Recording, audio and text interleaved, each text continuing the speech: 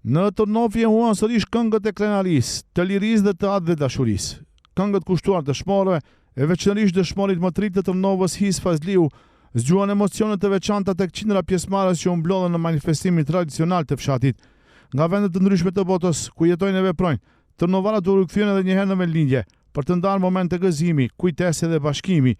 Manifestimit ju bashkuan edhe mysafirë të shumë nga të gjitha treva shqiptare, duke kthyer këtë ngjarje në një festë të identitetit dhe vlerave kombëtare. Programi pasur artistik solli në skenë këngë kushtuar Vendlindjes, herojëve dhe flamurit kombëtar, ndërsa vallet e vjetra shqiptare rikthyen para publikut bukurinë dhe hijeshin e traditës son popullore.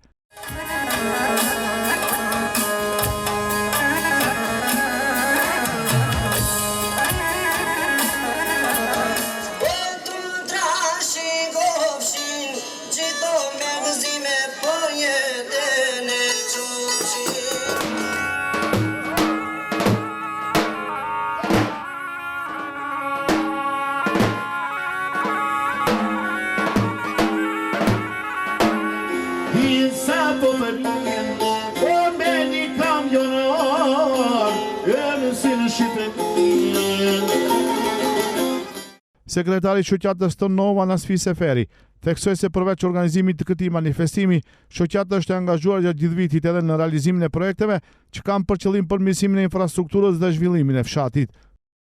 Është një kënaqësi e veçantë të shoh kaq shumë njerëz të mbledhur së bashku, të bashkuar nga një emër i vetëm Tërnova. Sot nuk festojmë një manifestim, sot festojmë historinë, traditën, kulturën tonë dhe njerëzit me punë, sakrificë e dashuri që kanë mbajtur gjallë emrin e Tërnovës ndër vite. Në fillim të këtij manifestimi nderuam, me respekt kujtimin e Berti Seferit. Kujtimi i tij do të mbetet gjithmonë pjesë e historisë sonë dhe uroj që brezat e ri ta kujtojnë me respekt. Një falënderim i veçantë shkon për mikimtarët tanë. Ju dhe pse lartë nuk e keni harruar kur Vendlindjen tonë, të dashur. Me mbështetjen, dashurinë dhe planinë tuaj, në dëshmoni çdo vit se zemra juaj rreth gjithmonë për Tërnovën. Falenderoj gjithashtu të gjithë ata që kontribuan në organizimin e këtij manifestimi, artistët, grupet folklorike, sportistët, vullnetarët dhe secilin prej jush që me planin tuaj e bëni këtë ditë edhe më të bukur. Le të ruajmë gjithë frymën e bashkimit.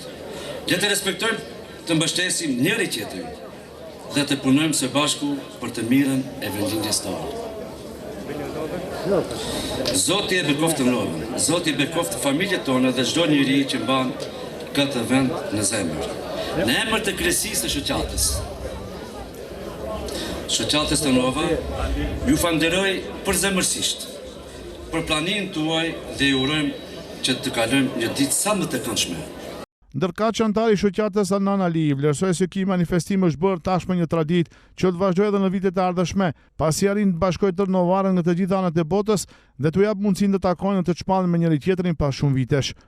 Viti 8 me radh që e majmë këtë manifestim apo festa e fshatit, o bo si tradit, kemi pas shumë një numër të madh konsiderueshëm bashkëtarëve nga qytetet, nga fshatrat të ndryshëm rreth Malësijës. Shumë mirë, është ka marrë një hond të madhe dhe funksionon shumë mirë. Edhe mërgjimtarët janë shumë aktiv në këtë manifestim. Faleminderit edhe gjithë mërgjimtarët kontribuesve që hapin maksimumin.